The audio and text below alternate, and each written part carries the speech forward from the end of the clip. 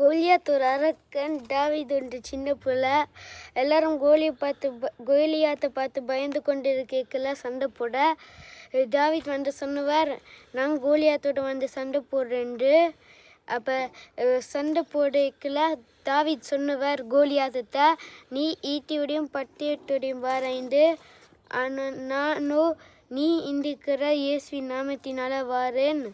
அப்போ தாவீது வந்து ஒரு குள்ளங்கால் எடுத்து கோலியாத்தோட நெத்தியில் எரிஞ்சு கோலியாத் விழுந்து, தாவீது வந்து கோலியாத்தோட கத்தி எடுத்து தலையை வெட்டி ஜெயிக்கிறார்.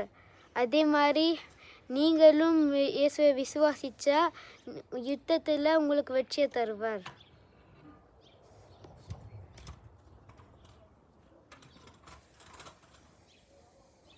பாய்.